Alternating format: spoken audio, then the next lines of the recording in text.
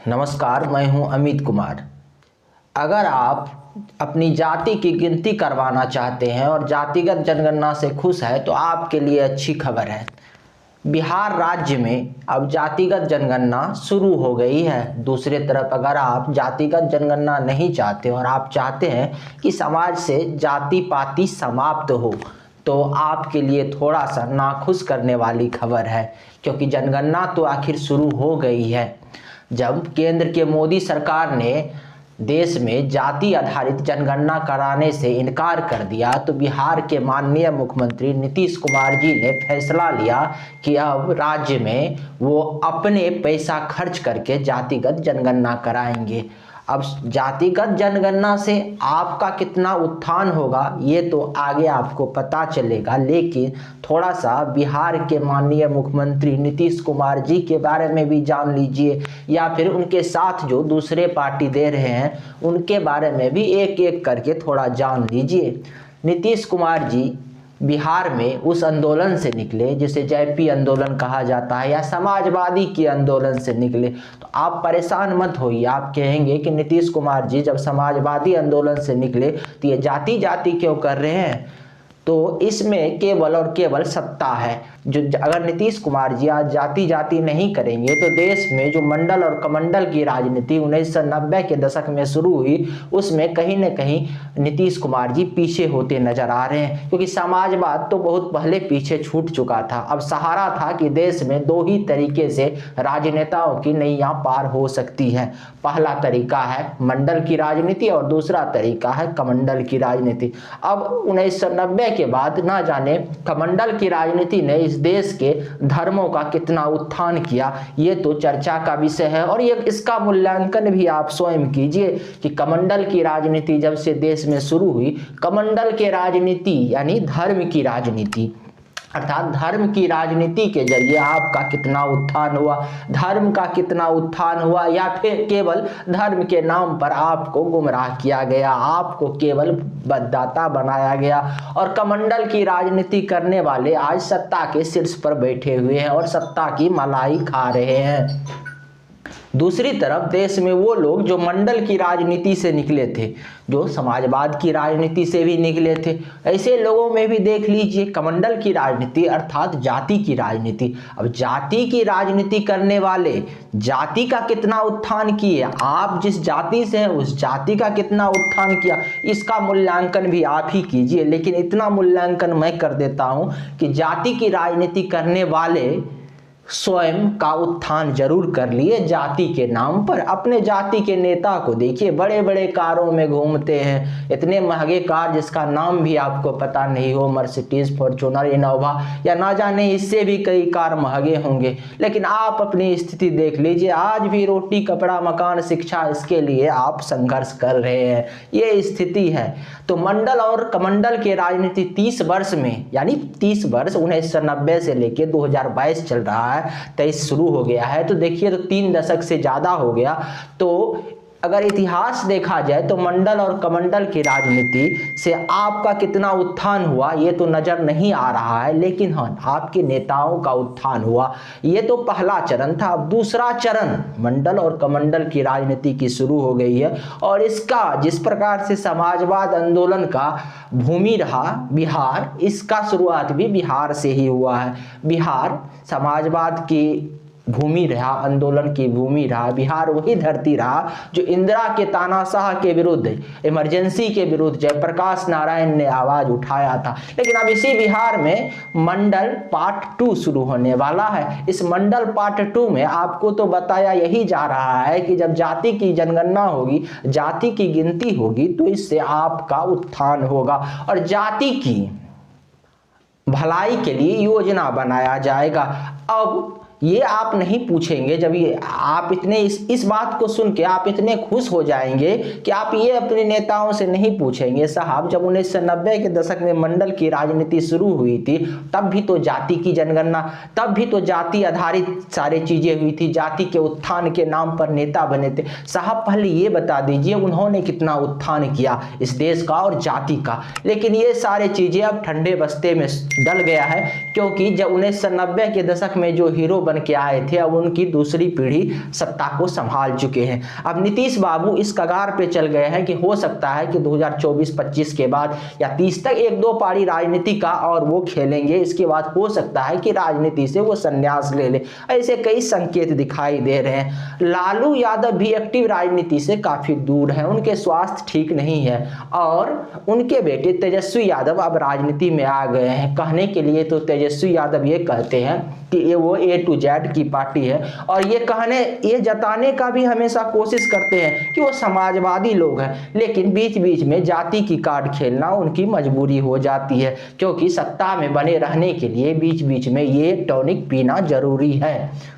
अब मोदी सरकार को ले लीजिए, देश में बीजेपी तो जातिगत जनगणना का विरोध कर रही थी और केंद्र सरकार ने साफ कर दिया कि वो जातिगत जनगणना नहीं कराएंगे। लेकिन बिहार में जब नीतीश कुमार के साथ बीजेपी थी, जो बिहार बीजेपी थी, जब नीतीश कुमार ने जातिगत जनगणना कराने का फैसला लिया तो बिहार बीजेपी भी इसके समर्थन में चले आई। आए भी क्यों नहीं, वो बिहार से है, बिहार के नेता है और उनको पता है कि बिहार के राजनीति में अगर अपना भविष्य बनाना है तो जाति को लेके तो आगे बढ़ना ही पड़ेगा।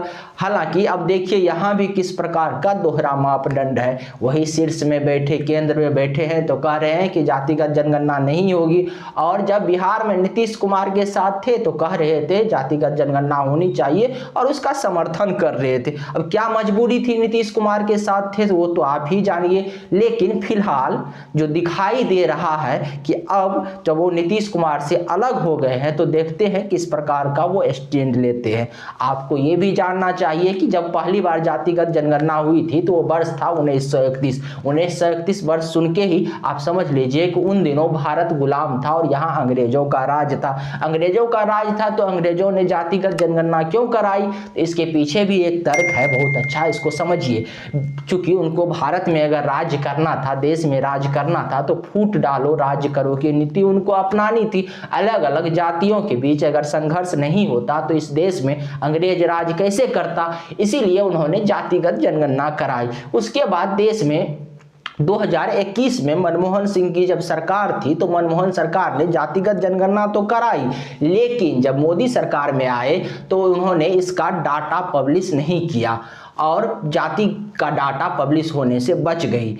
इसके बाद 1991 से क्षमा कीजिएगा, इसके बाद 1951 से लेके अभी तक यानी 2011 तक 7 बार जनगणना हो चुका है राष्ट्रीय स्तर पर, लेकिन इसमें जाति की गिनती नहीं होती थी।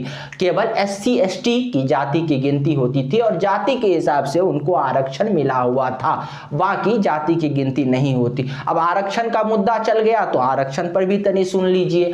चूंकि आरक्षण SC ST को जो आरक्षण मिल रहा था उसमें उनके जाति के हिसाब से, उनके जो संख्या के हिसाब से मिल रहा था। अब देश में दूसरा जब BP सिंह की सरकार आई और अति पिछड़ों को आरक्षण मिलना शुरू हुआ तो अब ये कहा जाने लगा कि अगर पिछड़ों की जाति की संख्या पता चल जाए तो हो सकता है कि 50% की जो लिमिट है उसको क्रॉस किया जाएगा। 50% जो लिमिट है उसको क्रॉस करके पिछड़ों को उसके संख्या के आधार पर हिस्सेदारी मिलेगी। मिलनी भी चाहिए, अगर देश में किसी की संख्या ज्यादा है तो उस हिसाब से उसको हिस्सेदारी मिलनी चाहिए। लेकिन जातिगत जनगणना का विरोध करने वालों का यह कहना है कि हम सभी भारतीय एक है, हम सभी के लिए बराबर संसाधन हो, संसाधन में बंटवारा क्यों हो, सभी के लिए एक जैसी व्यवस्था हो और सभी आरक्षण किसी को क्यों मिले और सभी के लिए एक तरह का एग्जाम हो, एक तरह का व्यवस्था और लोग वहां से क्वालिफाई करके जाए।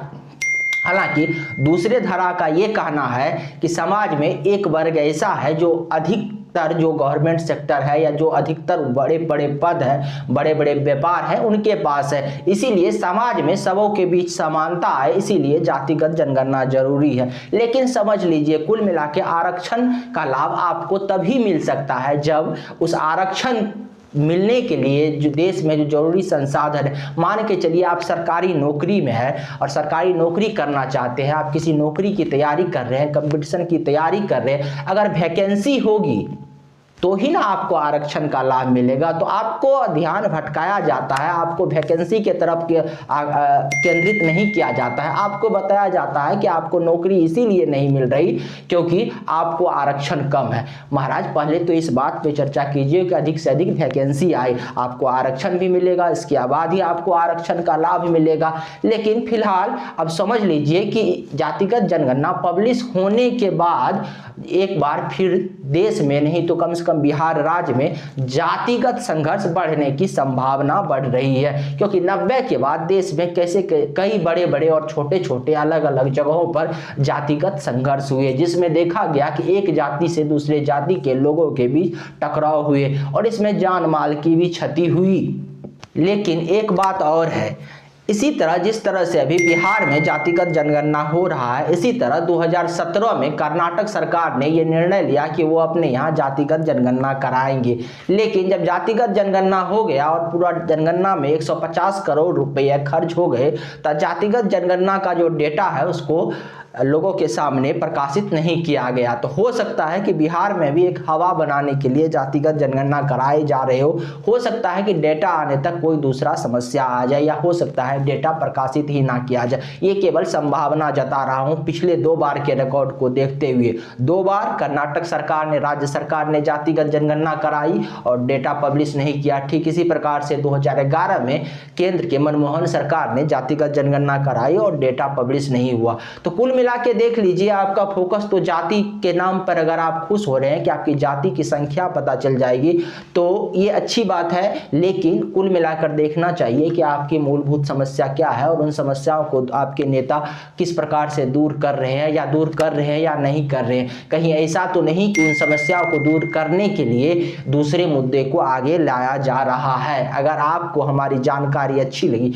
तो इस वीडियो को अधिक से अधिक शेयर करें, चैनल को सब्सक्राइब करें। नमस्कार, धन्यवाद।